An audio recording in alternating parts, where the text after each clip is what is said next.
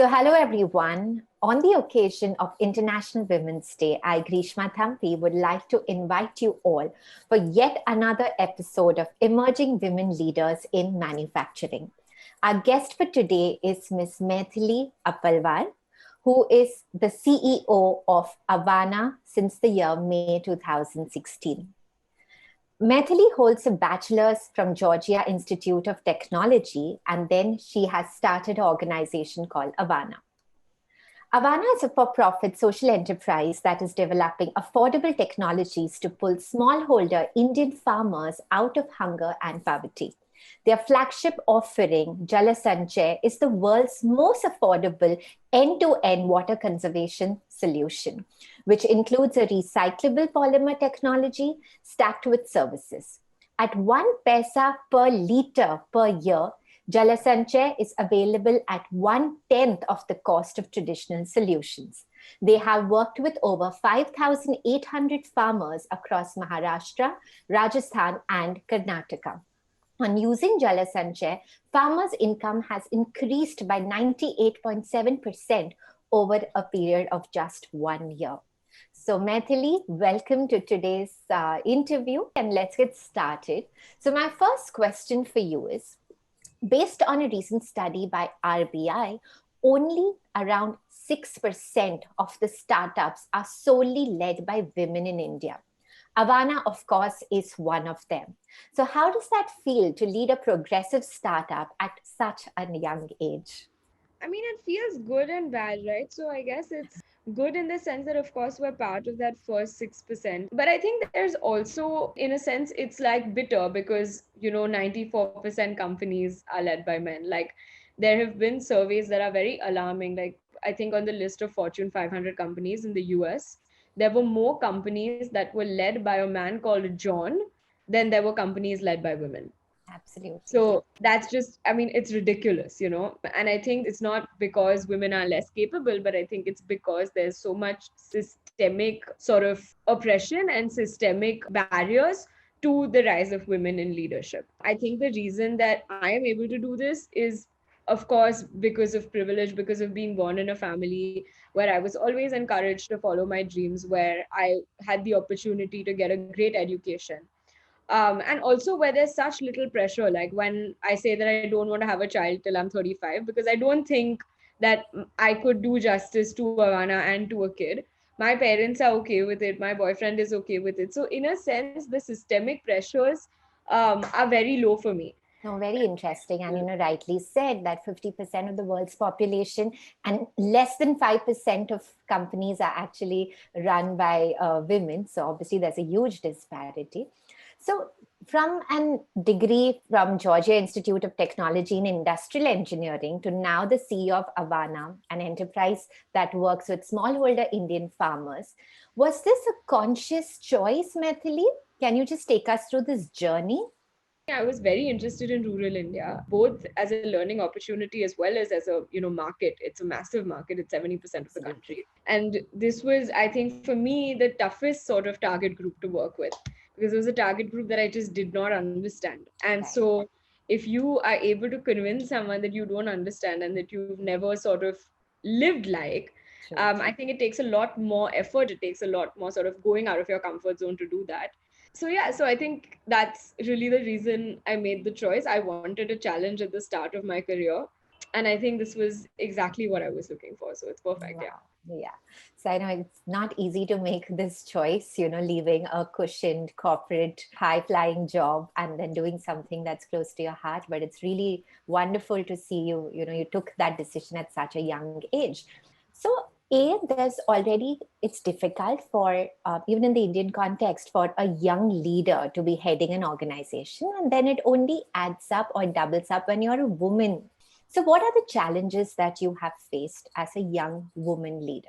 Youth, I think, is limiting, and so you have to be okay with the fact that for a little bit you're going to be in this leadership, you are going to make some mistakes, you are going to do some things which maybe with like years and years of experience you wouldn't have done. And one thing that's really helped me, at least personally, is having a team which has people spread through the ages. Interesting, Maithili. Very, very interesting. So what has, worked for you to actually drive so many people with such diverse backgrounds towards that common goal? The one thing that I like doing is just like trying to find sort of a common ground with people. I think there always is. And so you have to make sure that there is some camaraderie and that you are getting to know people outside of their job profile. No, I think what you've said is really interesting. It's finally the end of the day connecting with the human side that everyone has, and age and background and all of that is irrelevant if you get that one common ground. Really interesting perspective. So, how has your organization shaped up in these uncertain times of the pandemic?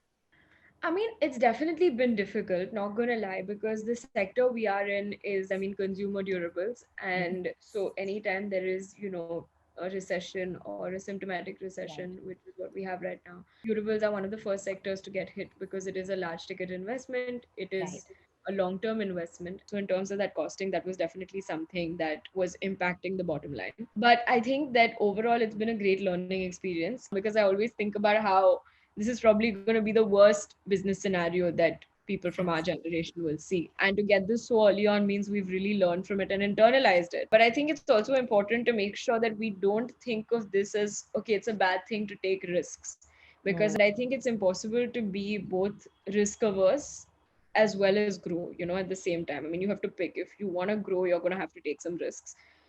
Yeah, everyone says you have to look at these obstacles as opportunities. And like you said, you think out of the box and you come up with different things which you wouldn't have even thought about. So, my next question is, how does it feel to be in a non glamorous space? Yeah, I don't think it's non-glamorous at all. I I don't know that I think of it like that actually. But I see what you're saying about like manufacturing being not a super glamorous industry, right? I really don't feel like it matters because I mean, at the end of the day, nobody is. I guess no successful business person is going to run a company because of the glamour. You're running a company um, for your passion and your mission, and B, of course, for the money. I think, True. it's important to be upfront about that. True, absolutely. So, what, according to you, is women empowerment in today's world?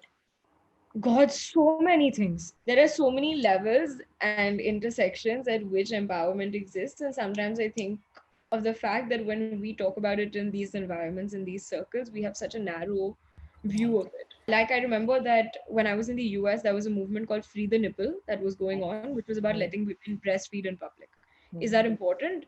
100%. But is domestic violence in Indian homes, which is so common, more important? 300%. More important for us to sit down and understand really the intersections of, let's say, women's rights and like, Dalit women, the intersections of women's Mm. rights with, rural women.